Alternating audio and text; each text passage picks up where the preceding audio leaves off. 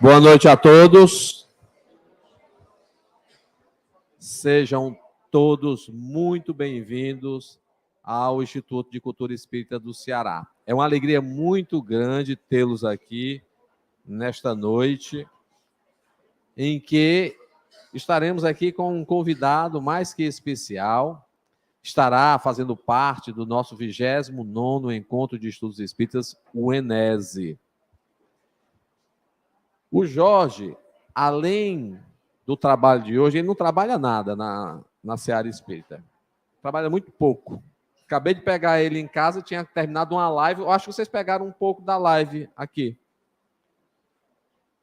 Mas sexta-feira ele também vai estar lá na Federação Espírita do Estado do Ceará, falando sobre aprender a servir e a amar. Hoje, ele estará falando sobre provação e fé. E no sábado e no domingo, nós estaremos todos reunidos lá na Escola de Saúde Pública do Ceará. E ele também vai estar presente, inclusive assumiu mais uma tarefa. Era pouco, né?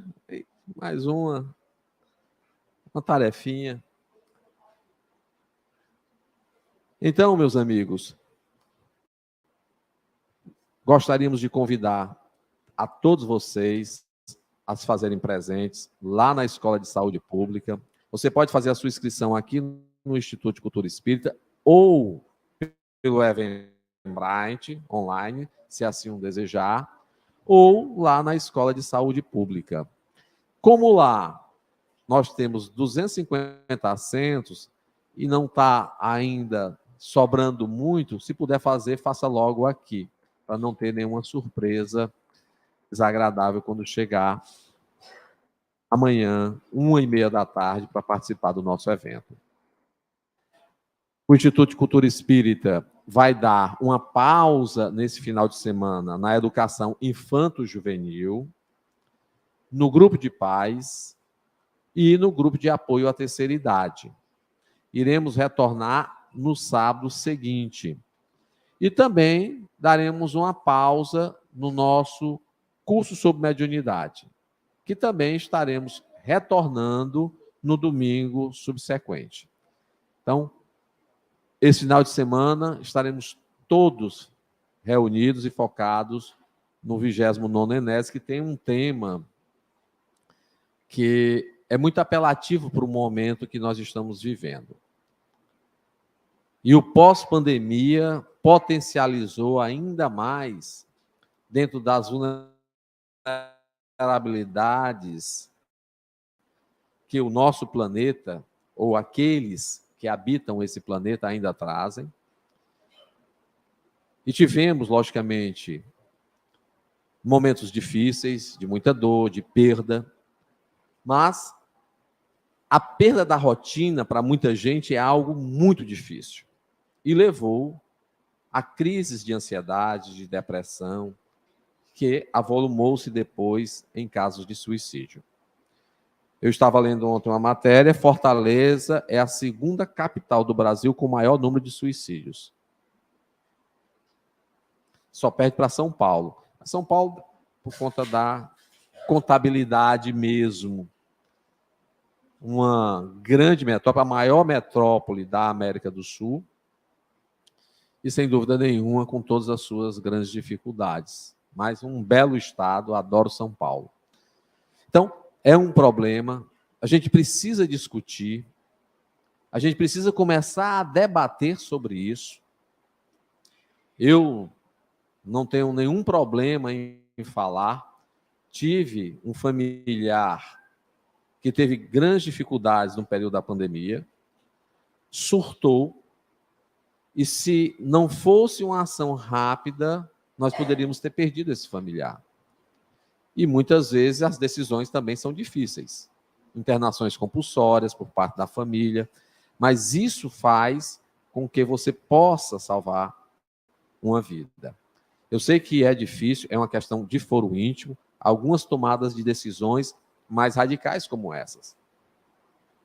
Mas a gente precisa discutir a questão da depressão, da ansiedade e desse número imenso de suicídio que está ocorrendo na nossa sociedade e no mundo todo. Então, por isso, a ideia de se fazer o 29º Enese com essa temática. Então, vamos ecoar, vamos encontrar meios de auxiliar aqueles que passam por dificuldades, que não tenhamos dúvidas que estaremos contribuindo não só para esses irmãos, mas como para a psicosfera do nosso planeta. Então, para que a gente possa dar espaço. Então, lembrando que, sexta-feira, lá no Grupo de Estudos Espíritas Jaime Hollenberg, nós teremos a Socorro Fernandes, que vai, logicamente, tratar de um assunto muito também bacana, né, Jadson?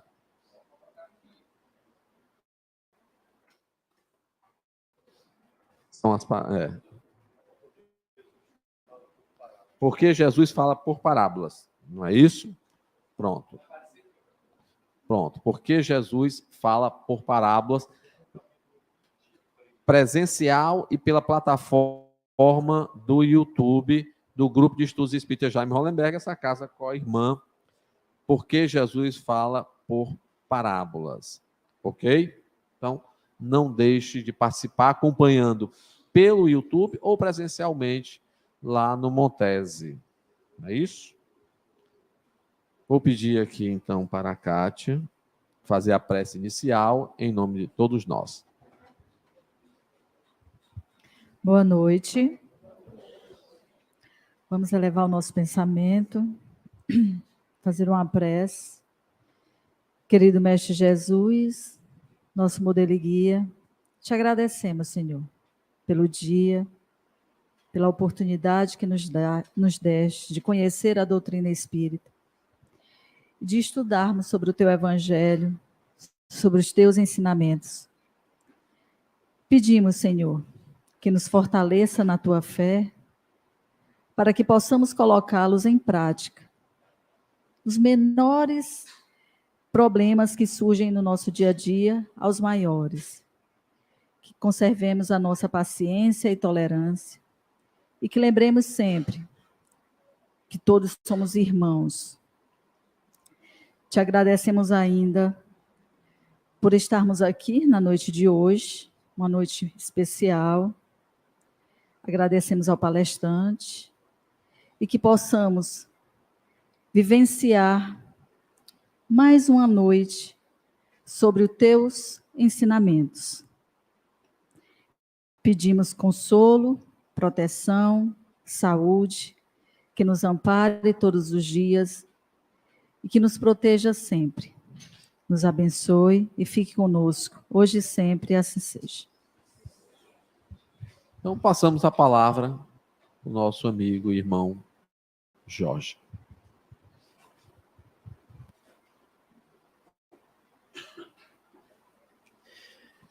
Boa noite para todos nós. Quero mandar o meu boa noite muito especial para os companheiros que pela internet, nesse momento, de várias partes do Brasil e do mundo, estão ligados conosco nesse nosso momento de aprendizado da doutrina espírita. Muito obrigado pelo honroso convite. E hoje a gente tem para tratar de uma questão muito interessante e que passa pela vida de todos nós. Porque, a bem da verdade, quem de nós não sofre? Quem de nós não experimenta o sofrimento? Quem de nós não tem, de repente, na sua existência, um conjunto de dores para atravessar durante à existência física. Alguns são, com relação à doença do corpo físico, dificuldades para lidar com o corpo que não corresponde às expectativas.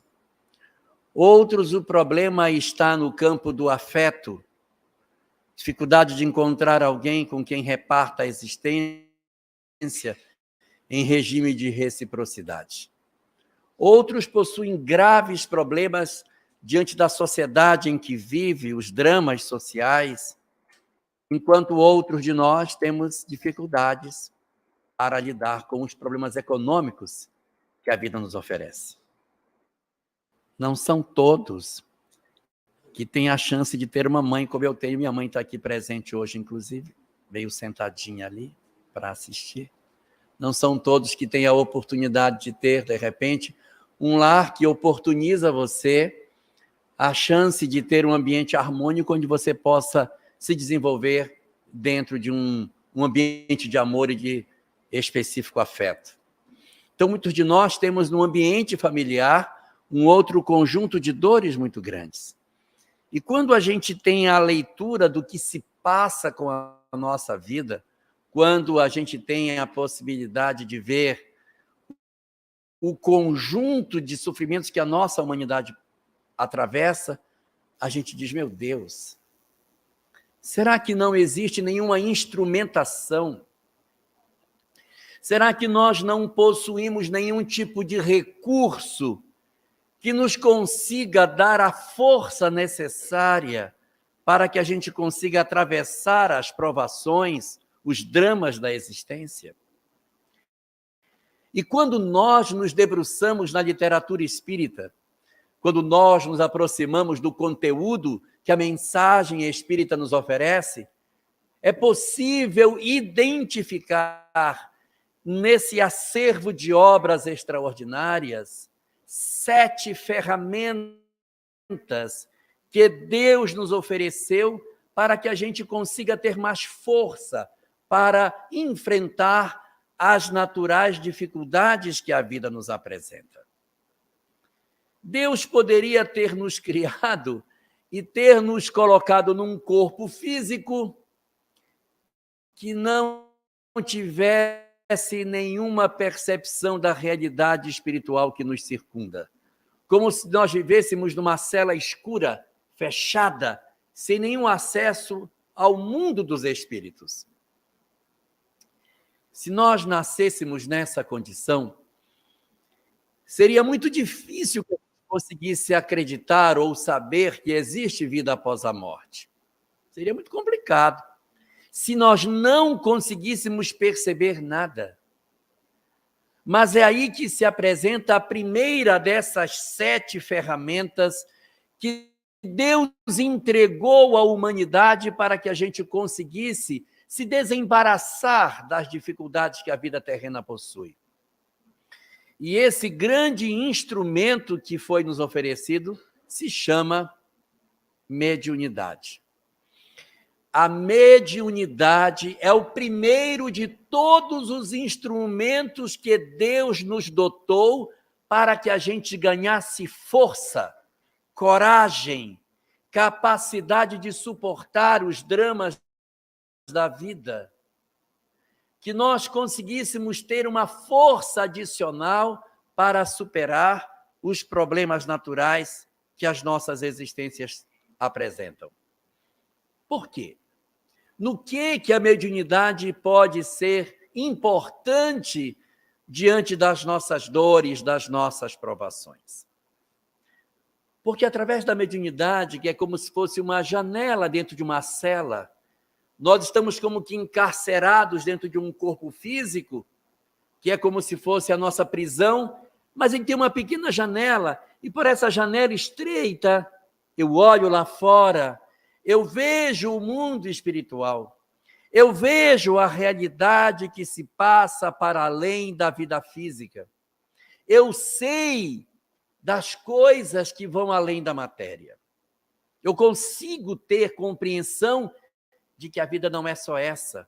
Quando eu olho pela janela daquilo que nós chamamos de mediunidade e conseguimos perceber através dela a existência do mundo espiritual que se comunica conosco, ah, meu Deus, quantas oportunidades de nós nos fortalecermos acontece nesse momento.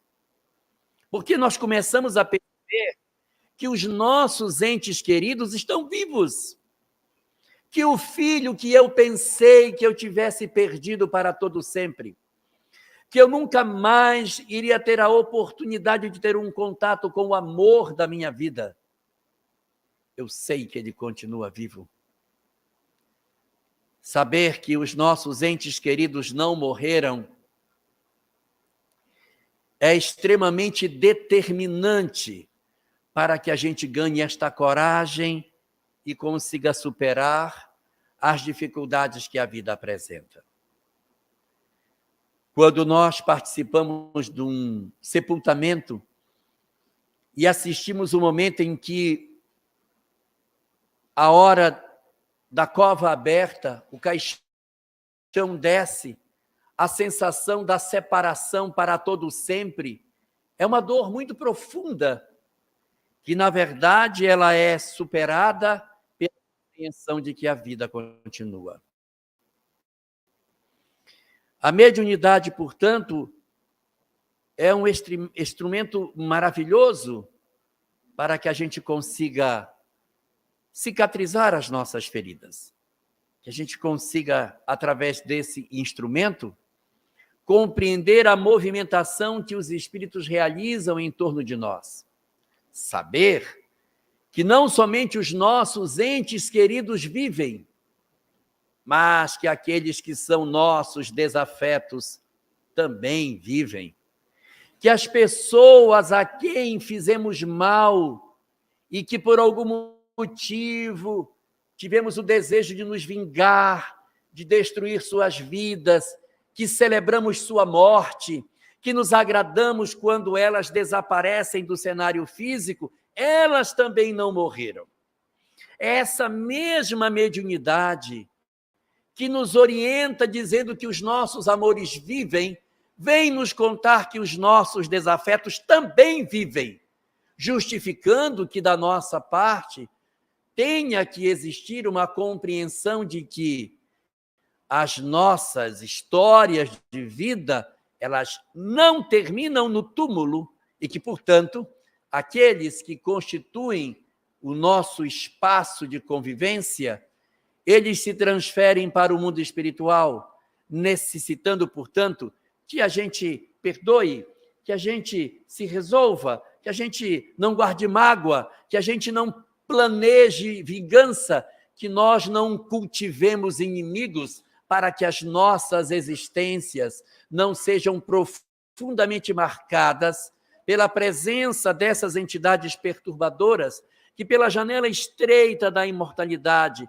ela da chamada mediunidade, oferece para nós essa compreensão de que, de repente, nós não estamos sozinhos. É uma janela bacana porque ela tem um objetivo duplo. Ela nos oferece a condição de nós percebermos que a vida dos outros prossegue, tanto dos nossos afetos como dos nossos desafetos, mas também é o canal por onde os nossos mentores têm a chance de nos orientar. O que seria de nós se não fosse a mediunidade, onde as sugestões da intuição, onde as ideias que os espíritos bons nos apresentam, também são instrumentos maravilhosos para o reequilíbrio das nossas vidas. Período do sono, através do qual nós temos a oportunidade de desdobrar durante a noite para possíveis encontros com os nossos mentores, para um redesenho da existência, para um repensar das nossas perspectivas, para um realinhar dos nossos objetivos de vida. Então, essa primeira ferramenta da qual Deus nos dotou, a chamada mediunidade, é fundamental para que o homem não se sinta encarcerado, sem conexão nenhuma com o mundo dos espíritos, com o mundo real e verdadeiro. E é dessa primeira ferramenta, desse primeiro instrumento que a natureza nos oferece, que a gente encontra um segundo grande instrumento que decorre desse. Porque assim, na medida que eu entendo da mediunidade, na medida em que eu compreendo que existe uma comunicabilidade com os espíritos, eu vou, através dessa comunicabilidade, saber uma segunda coisa importantíssima, uma segunda ferramenta, que não é só a questão da mediunidade, mas a imortalidade em si. A imortalidade é um negócio maravilhoso. Saber que somos imortais é fantástico. Porque a mediunidade vai nos contar que a vida continua, porque a gente, através dela, vai enxergar que os espíritos se comunicam, que as pessoas estão vivas do lado de lá. Então, se eles estavam aqui e agora estão do lado de lá, eu também me transferirei para o lado de lá. Eu também sou um ser imortal. Eu descubro de mim também. Então, eu passo a ter uma leitura profundamente diferente daquilo que seja o existir, na medida em que a imortalidade ilumina o meu pensamento. No livro Evangelho segundo o Espiritismo, no capítulo 2, Meu reino não é deste mundo, no item 6 desse capítulo, Allan Kardec apresenta um texto magistral chamado O Ponto de Vista, em que ele diz que a felicidade e a infelicidade da criatura durante a existência física depende fundamentalmente do ponto de vista onde ela se encontra. Quando eu acho que a vida é só matéria, quando eu acho que a vida é só essa parte terrena que a gente vive, nossa, a minha leitura de mundo é outra. Eu acho que tudo que eu tenho, eu preciso cuidar porque senão vai desaparecer, eu já vou morrer, eu estou indo para a morte. É uma compreensão assim bem estreita das coisas. Enquanto que quando a gente tem a leitura da imortalidade, a nossa compreensão da vida é aquela que a gente deveria ter. A compreensão de que, por mais dolorosa que seja uma provação, ela vai acabar. Não existe provação na terra que dure para todo sempre. Não existe sofrimento no planeta, por mais duradouro que seja, que dure para todo sempre. Através da compreensão da imortalidade da alma, eu vou saber aquilo que verdadeiramente sou e não aquilo que as pessoas me fizeram acreditar que eu fosse. Eu vou descobrir que eu sou uma alma imortal e que, quando chegar a morte, eu vou continuar existindo. Mas eu vou deixar tudo que tem aqui. Não vou levar nada. Nada. Caixão não tem gaveta. Não tem gaveta. E mortalha também não tem bolso. Então ninguém vai levar nada. Vai ficar tudo. E às vezes a gente passa uma existência inteira igual um doido, cuidando das coisas, como se a gente tivesse uma vida eterna aqui. Não vai. Uma hora nós iremos desencarnar e a gente vai deixar tudo que tem aqui. Não adianta esse excesso de preocupação, esse desespero com as coisas materiais. Cara, vai ficar tudo aí. E o que é pior, ainda vai dar problema na hora da partilha. Ainda vão brigar. Ainda vão brigar. Ainda corre o risco de você ficar agarrado no que você tem. O sujeito fica tão apegado à casa que ele morre e ele fica agarrado na casa. Aí a casa fica mal assombrada, porque o sujeito fica morando ainda dentro da casa, não quer que divida, não quer que venda, perturba o vendedor, o comprador, fica perturbando as pessoas, não deixa ninguém dormir, mexe nas panelas, faz a maior confusão. Os filhos querendo vender o imóvel, isso não vai vender, não. Minha casa não vai vender. Então você tem casa mal assombrada, sítio mal assombrado, tem carro mal assombrado, marido mal assombrado, que a pessoa não larga, desencarnou, mas está agarrada no sujeito, não quer deixar, deixa, acabou. Então, a gente aprender que as coisas são transitórias é muito importante para que a gente se desembarace das naturais necessidades que a gente tem de entender que a vida é transitória, pelo amor de Deus. Quem é que não sabe que um dia a gente vai morrer? Pois é, a gente não vai exatamente morrer, vai desencarnar. Por que esse desespero de querer ter tudo como se a gente fosse viver para sempre? Dinheiro para 3 gerações, está querendo mais.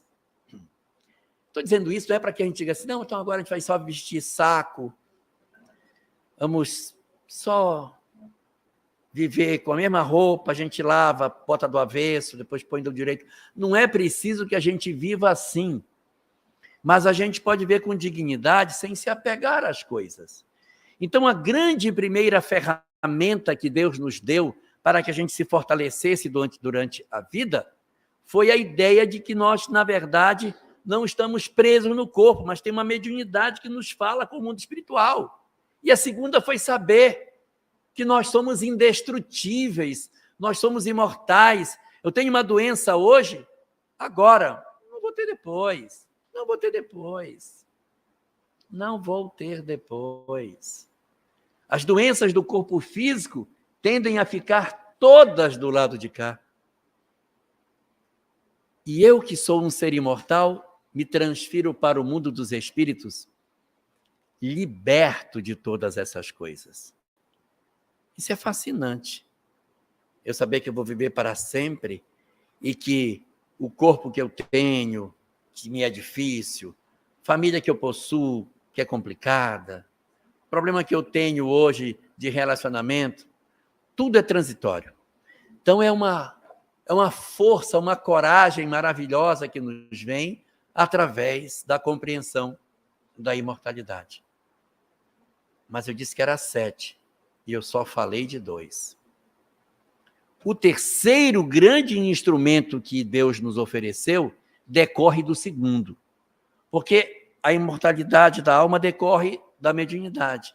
E esse terceiro vai decorrer do segundo, que é a compreensão da lei de causa e efeito.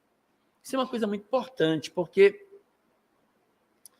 a mediunidade ela é como se fosse uma janela que se abre para o mundo dos espíritos. E quando Allan Kardec, investigando o mundo dos espíritos, começou a observar o comportamento dos espíritos após a morte, ele descobriu uma coisa incrível, que nem todos estavam no mesmo grau de felicidade. Ele descobriu que tinha alguns que eram muito felizes e descobriu que tinha outros que eram profundamente infelizes, pelo menos por um tempo. E ele começou a perceber que a sorte dos espíritos após a morte não era a mesma. Questão 982 de O Livro dos Espíritos, Allan Kardec pergunta: é necessário crer na manifestação dos espíritos e possuir fé espírita para garantir uma boa sorte na vida futura? Ou seja, eu preciso ser espírita para estar bem do lado de lá? Sim ou não? Não.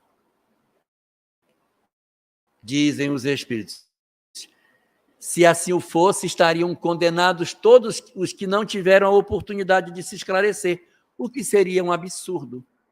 Então, o que garante a boa sorte na vida futura? É a sequência do texto.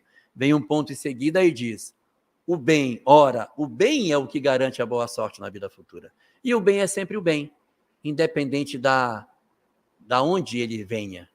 O que importa é que seja o bem. Eu acho isso tão bonito porque raras são as doutrinas que mostram a felicidade no mundo vindouro sem dizer que são os seus fiéis que têm o acesso a essa felicidade. O Espiritismo não diz: olha, se você não for espírita, eu não sei o que vai acontecer com você. Não, não é o Espiritismo. É a prática do bem.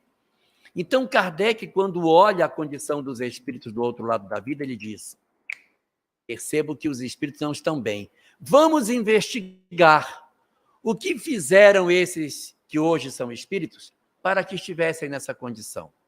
Não é a religião, não é o lugar que viveram, não é a idade, não é nada. Ele vai descobrir que o que faz os espíritos serem felizes do lado de lá é a prática do bem. E a prática do bem pode ser judeu, protestante, católico, ateu, espírita, sei lá o que for, não interessa. O que interessa é ser bom. É você ser uma pessoa boa. A lei de causa e efeito, que é um grande instrumento de entendimento das nossas existências, vai nos dizer que, do lado de lá da vida, os espíritos encontrarão consequências para o bem ou para o mal que façam. Quanto mais eu tive a oportunidade de fazer o bem do lado de cá, mais feliz eu serei. Eu me dei o trabalho uma vez de pegar o segundo capítulo do livro Céu e Inferno, que tem 18 casos de espíritos felizes, para tentar descobrir o que esses espíritos felizes tinham que fazia com que eles fossem felizes. Porque tinha rico, tinha pobre, tinha espírita, tinha não, tinha do passado, tinha do presente, tinha homens, tinha mulheres. Gente, tem que ter alguma coisa aqui que é o traço. E eu descobri que todos os 18 são prestativos, vão além do dever com relação ao próximo. Eles gostam de ajudar, gostam de fazer, além daquilo que a gente possa chamar de dever. Eles fazem o que querem, ajudam o próximo, fazem o bem, ajudam o semelhante. Então, como eles têm essa característica de amparo, de ajuda ao próximo, eles são, por conta disso, espíritos numa condição mais feliz no mundo espiritual. Ou seja, a felicidade do lado de lá, ela está muito relacionada com o tanto de amor, com o tanto de bem que eu faço do lado de cá. Quanto mais eu procuro fazer o bem, maior a possibilidade de eu ser feliz do outro lado. Então, a gente descobre que se a gente é um ser imortal, eu preciso garantir a minha felicidade é do lado de lá e não do lado de cá, porque o lado de cá é curto, o lado de lá que é longo. Então, eu não vou me preocupar de ser feliz aqui, comprometendo a minha felicidade do lado de lá.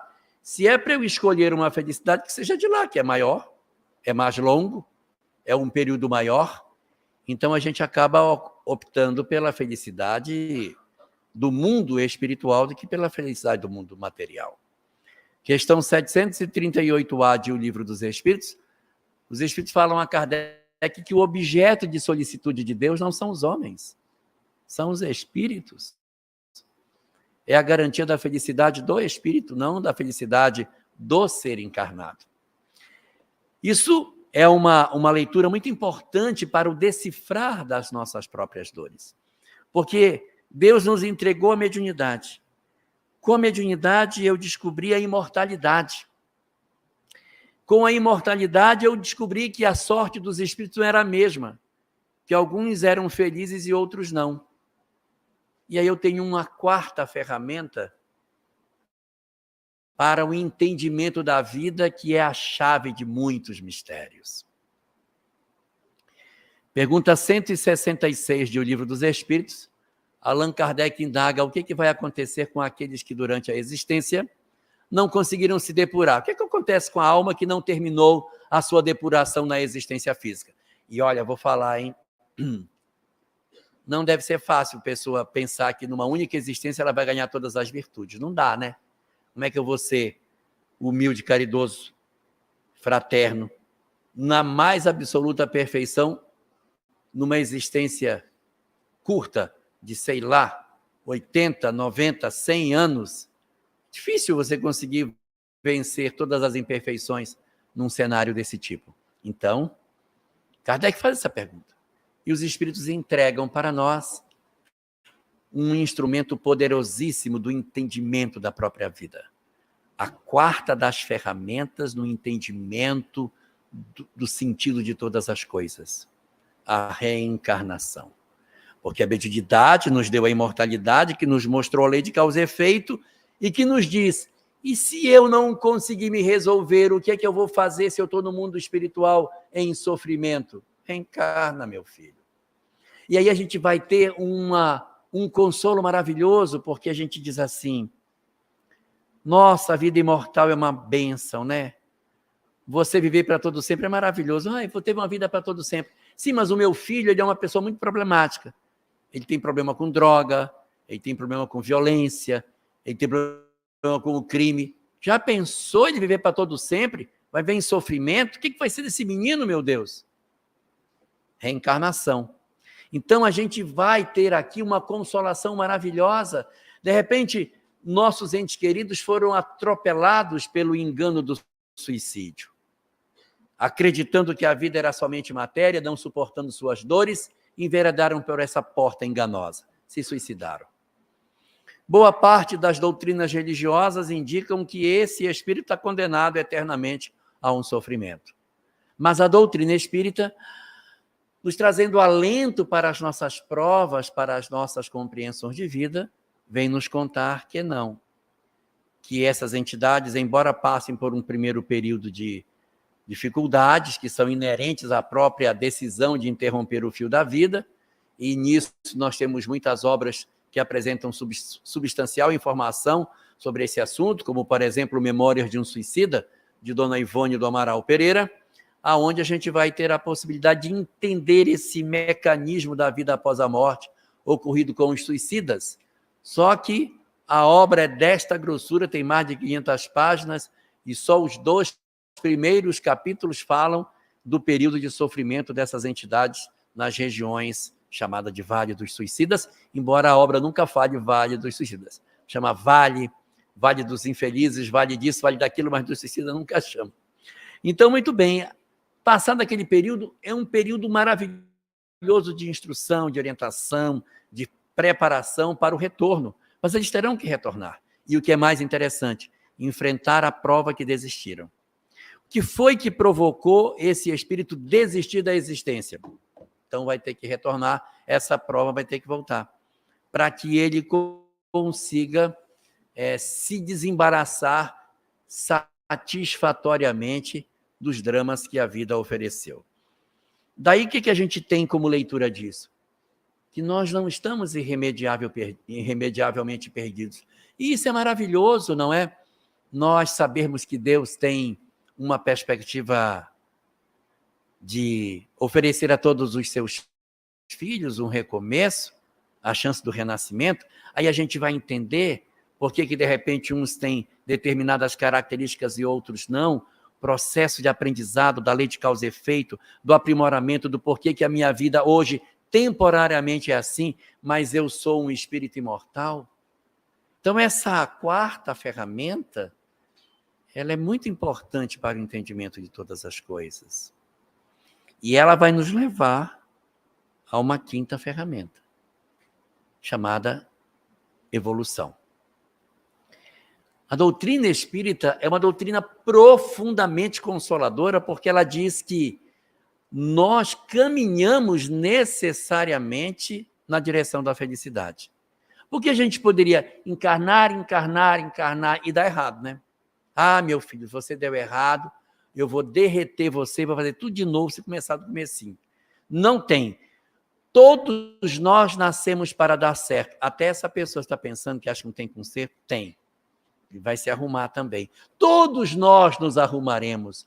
Todos nós vamos ter jeito. Todo mundo vai ter. Uns vão demorar mais. Esse cara que está pensando talvez demore um pouco mais. Mas todo mundo vai. Todo mundo vai. Porque isso é um determinismo da lei. Isso é que é o belo da vida. Todos nós temos um encontro marcado com a felicidade, Graça Lazzarini. Todos nós temos um encontro marcado com a felicidade. Não existe nenhum de nós que estamos na existência física apartados da possibilidade de sermos felizes. Nossas existências, que são às vezes dolorosas, marcadas de muitas dores, são temporárias. Intervalo curto, desencarna e reencarna novamente, aprendendo a cada existência. Na medida em que eu começo a enxergar a vida, entendendo que eu sou um espírito imortal, que eu estou sujeito a uma lei de causa e efeito, que justifica os fenômenos da reencarnação que eu passo, e, consequentemente, que eu caminho para a felicidade, como muda a minha visão de vida? Como é que eu consigo enxergar as coisas de forma diferente? Qual é o meu destino? O meu destino é o encontro com a felicidade. Na medida em que eu vou me desembaraçando das minhas imperfeições, eu vou alcançando progressivamente estágios maiores evolutivos na minha grande senda de crescimento espiritual. Mas o processo da evolução, diferente do que aquilo que a gente às vezes pensa, ele não é uma escada rolante, tá? A gente entra, fica paradinho, e ela vai sozinha. Ela não leva sozinha. É uma escada, mas é, na verdade, uma rampa, e a gente vai subir com a perninha da gente. Nós vamos subir com o esforço pessoal. Embora nós todos tenhamos um encontro marcado com a felicidade, esse encontro marcado com a felicidade, ele não é automático. Ele só vai ser entregue na medida em que eu fizer um movimento da minha parte. E isso vai nos levar ao sexto instrumento que a gente tem da compreensão. Para quem se perdeu, o primeiro era a mediunidade, o segundo era a imortalidade, o terceiro a lei de causa e efeito, o quarto a reencarnação, o quinto, essa evolução, e o sexto é o instrumento através do qual a gente acessa a felicidade. Ela não é gratuita. A felicidade que vai ser entregue aos espíritos na medida em que eles fizerem movimentos evolutivos não é gratuito. Não é assim, esse cara que já tem 1000 anos, vamos dar uma premiação para ele. Vamos botar mais umas peninhas na asa dele, que ele está com pouca peninha na asa, só tem canhão na asa desse anjo, vamos botar mais. Não tem. Isso não é por decurso de prazo, é por esforço. E o sentimento que a gente precisa ter para acessar a felicidade chama-se amor. É impossível ser feliz sem amar. Impossível alcançar a felicidade sem experimentar o amor. Às vezes nós queremos ser felizes e não queremos amar as pessoas que a vida nos ofereceu dentro do lar. Eu não suporto meu pai. Eu odeio minha mãe. Mas eu quero ser um espírito evoluído odiando. Não tem como. É preciso que exista da parte de todos nós o esforço para o amor. É uma condição inarredável para que a gente consiga ser feliz. É um determinismo divino. Eu vou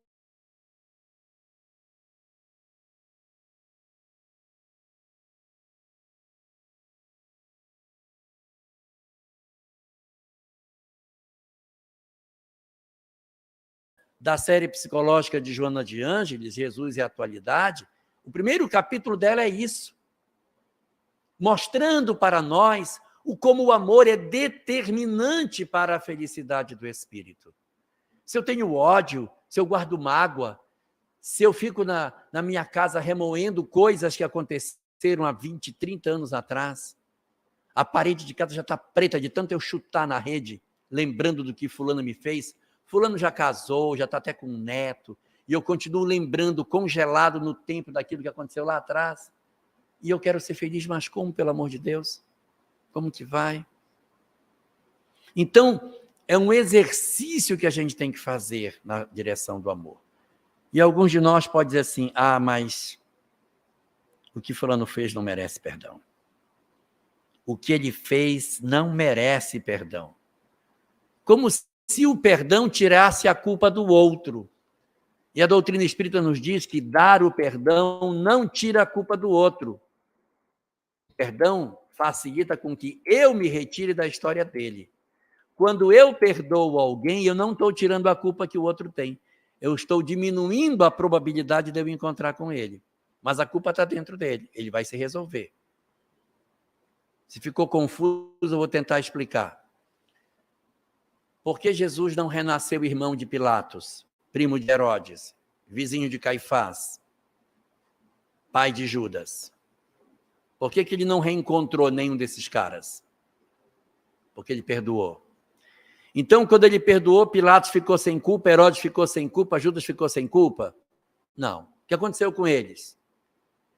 Eles eles foram se resolver sei lá com quem. Por quê? Porque o mal está dentro de mim. Quando eu perdoo alguém, eu me permito ter uma nova história.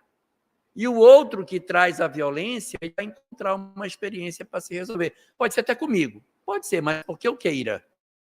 Porque eu queira.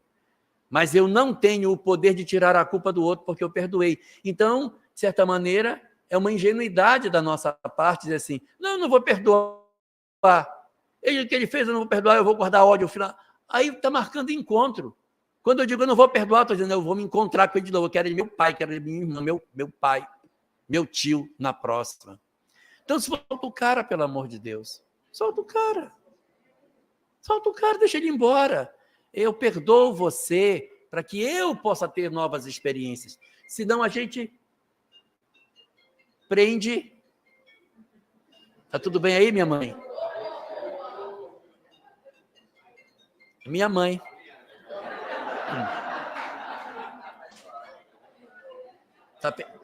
Está perdoada, minha mãe. Perdoada. Então, assim, gente, se eu não perdoar, eu vou ficar preso na criatura. Quando eu digo assim, eu odeio você, eu estou dizendo para a lei de causa e efeito, eu quero encontrar com você de novo debaixo do mesmo teto. Então, o amor é a grande instrumentação para dissolver todos esses elos que nos vinculam ao desamor e que fecham as portas da felicidade. O nosso objetivo é sermos felizes. Então, se o nosso objetivo é sermos felizes, nós temos que amar. Então, olha só. Se eu juntar essas 6 peças,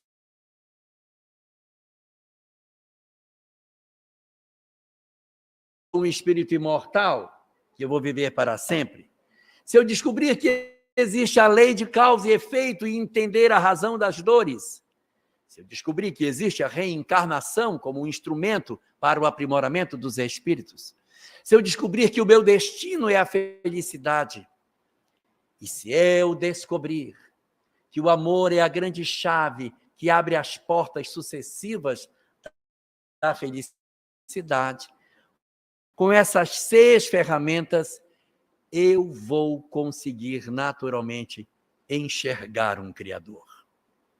Aí eu consigo ver Deus. Se eu tiver essas 6 peças, eu enxergo Deus, porque eu digo, não, Deus existe. Tem a lei de causa e efeito, tem a reencarnação, tem isso, tem aquilo. Não é uma ideia hipotética, faz sentido a existência de um Criador. É uma existência de um Deus que a gente consegue entender e compreender, raciocinar sobre ele, conseguir trilhar a forma como as coisas acontecem, entender o mecanismo da vida e nos apaixonarmos por essa lei. A consequência disso é o desenvolvimento da fé. O desenvolvimento da fé. E quando a gente tem fé, a gente tem uma força danada diante da provação. É uma força incrível. O quanto que a gente ter essa compreensão pode nos ajudar a atravessar melhor as provações que a gente tem na existência humana. Então, o grande foco nosso é conseguir garantir o desenvolvimento da nossa fé, no instrumento da fé. Eu sei que meu tempo já acabou, mas eu vou falar só uma coisinha, rapidinho. Não, eu vou falar, já estou acabando. As pessoas assim, mas eu queria muito ter fé, que eu não tenho. Eu queria, tá tudo bem, tá, mas eu queria ter fé. Eu não tenho fé. E fé é um negócio que a gente não chega assim na farmácia, moça, me deu 1 quilo de fé. Mas pega aquela ponta assim, sem osso, por favor. Não tem como você comprar fé. Como que a gente consegue fé? Existe uma obra espírita chamada Ceareiros de Volta, e lá tem uma mensagem que diz assim, a fé é o galardão que Deus reserva a todos aqueles que se credenciam na obra do bem. Seria assim, eu faço bem e eu ganho fé. Ou seja, eu faço amor, eu cuido das coisas, eu faço o bem em redor de mim e eu ganho fé. Parece que não tem conexão nenhuma coisa com a outra, mas tem. Hoje os cientistas descobriram que existe uma substância chamada ocitocina, o hormônio do amor. Quando eu pratico o bem, quando eu faço a caridade, eu tenho uma descarga de ocitocina que faz uma mudança muito profunda nas minhas emoções mais profundas. Cura depressão, cura ansiedade, diminui os transtornos emocionais. Fazer o bem, amar ao próximo, é um elemento fortíssimo para o fortalecimento da nossa fé. Naquele velho conceito que Kardec disse, né? Fora da caridade não há salvação. Então, na medida em que a gente vai fazendo bem, a gente vai tendo essas descargas de ocitocina, e a própria ciência diz, a ritual maior do que nós. Como se nós pertencêssemos a um grande todo. E o sentimento de plenitude que nos advém do amor faz com que as conexões dos bons espíritos se estabeleçam sobre nós e a gente tem o fortalecimento da nossa fé. Então, o conhecimento espiritual, com essas ferramentas maravilhosas, são instrumentos importantíssimos para que a gente se fortaleça nas dificuldades que a vida tem para nos oferecer. Portanto, nesses nossos dias tão difíceis, essas horas tão complicadas que a gente tem atravessado, a gente procure se aproximar desse conhecimento que nos esclarece, sem abandonar a prática do bem, para que a compreensão das leis espirituais e a prática do amor sejam um fortalecimento da nossa fé maravilhoso, para que as provações da existência consigam ser interpretadas de maneira muito tranquila por nós, como situações transitórias e voltadas para o nosso objetivo, que é a felicidade real do espírito. Que a gente pense sobre isso e aproveite as oportunidades para que a nossa fé nos fortaleça nas nossas horas de provação. Muito obrigado.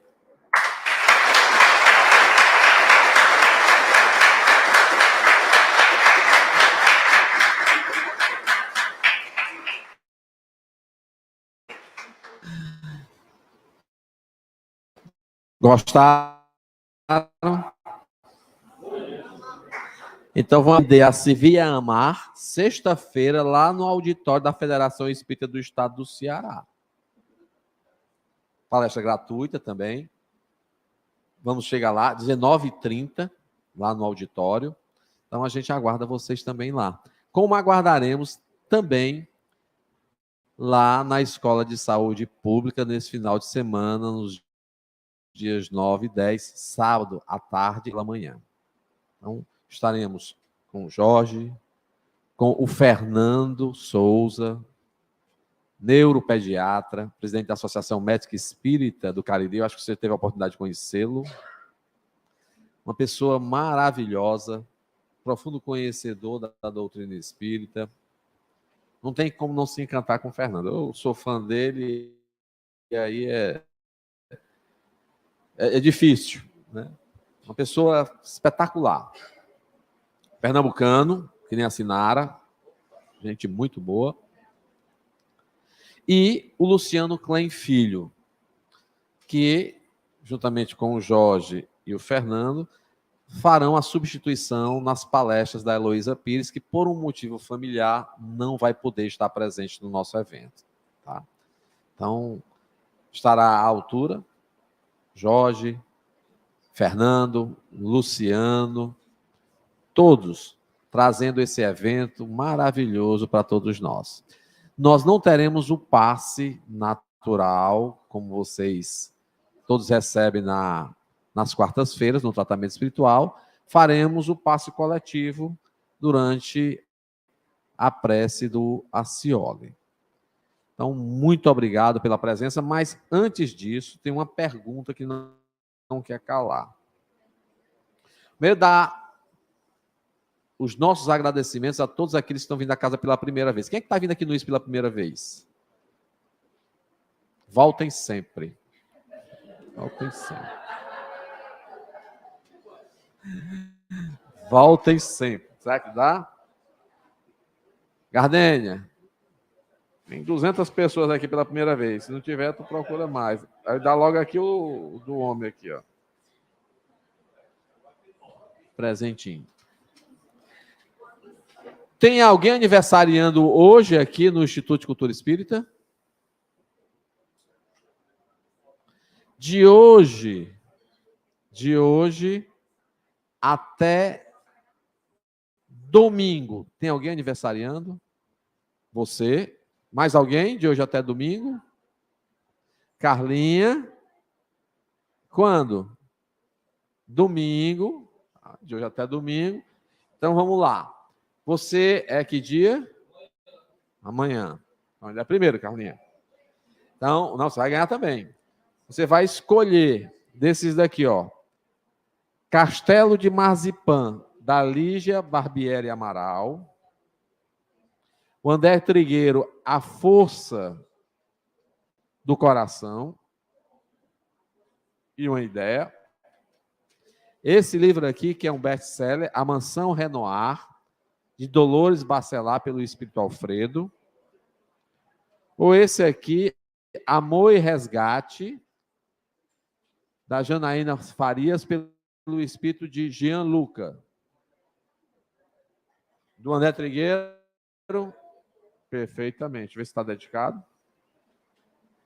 Tá. Você, Carlinha. Mansão Renoir. Excelente escolha. Um livro maravilhoso.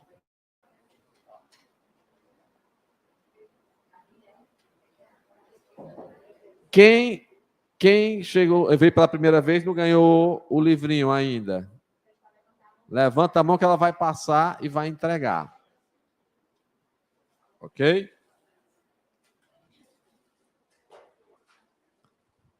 Eu acho que eu estou vendo o Pedro Patriota aqui.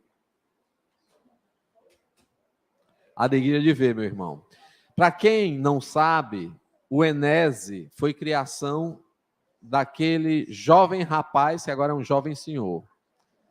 Centro Espírita Leon Denis, que criou o Enese e que depois passou para o Instituto de Cultura Espírita continuar a jornada. Desde já, tá, o Leon Denis, Pedro Patriota, sua esposa, estão convidados para o nosso memorável encontro no 30º Enese. Então, já coloca na tua agenda, setembro. Tá? Isso ia ser formalizado para você, a partir da Regilane, mas uma surpresa muito agradável tê-lo aqui. Então, palmas para quem foi o criador do Enese, tá, gente?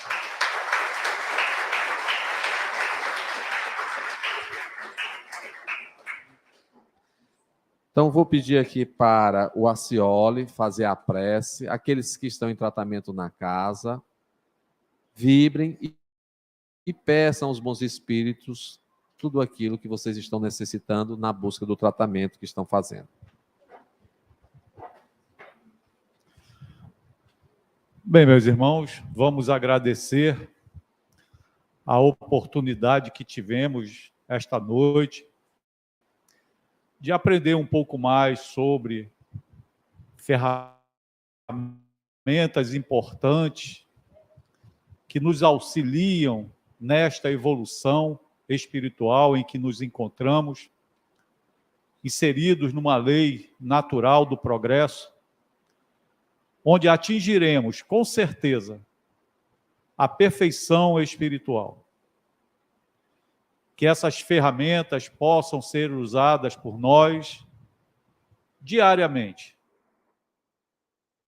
Possamos caminhar juntos de forma fraterna, nos auxiliando mutuamente. Contudo, se por acaso, nessa jornada, nos sentirmos desfalecidos, desanimados, achando que não conseguimos mais suportar as vicissitudes da vida, lembremos dessa mensagem do nosso mestre e irmão maior Jesus. Palavras essas inseridas no Evangelho de Mateus, capítulo 11, versículos de 28 a 30, onde ele diz: Vinde a mim, todos os que andais em sofrimento, e vos achais sobrecarregados, e eu vos aliviarei. Tomai sobre vós o meu jugo, e aprendei de mim, que sou manso e humilde de coração, e achareis descanso para as vossas almas, porque o meu jugo é suave e meu fardo é leve. Colaborando com esses ensinamentos, a doutrina espírita, através de Allan Kardec, vem nos facilitar o entendimento dessa mensagem cristã,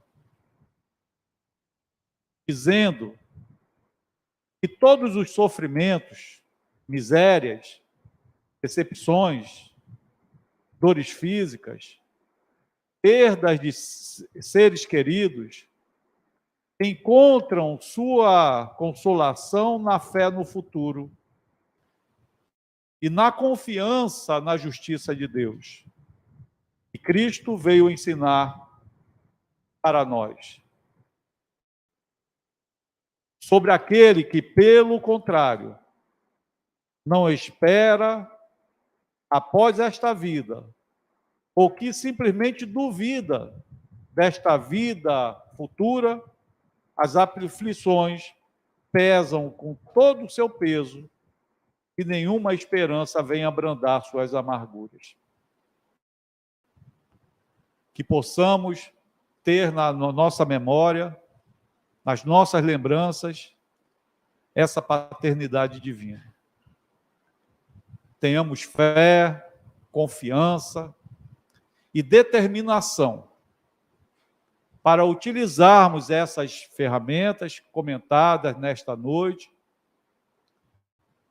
na certeza que elas nos auxiliarão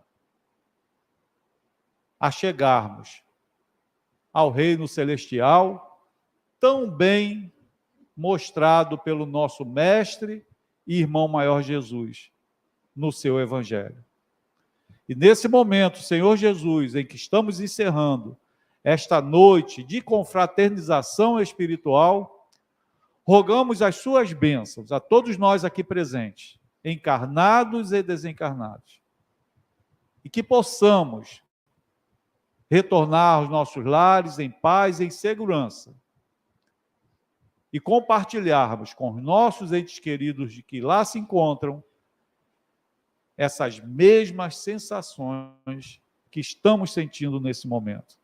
Fique conosco, Senhor Jesus, hoje e por todo sempre. Que assim seja. Uma boa noite a todos vocês também que nos acompanham a partir das plataformas digitais.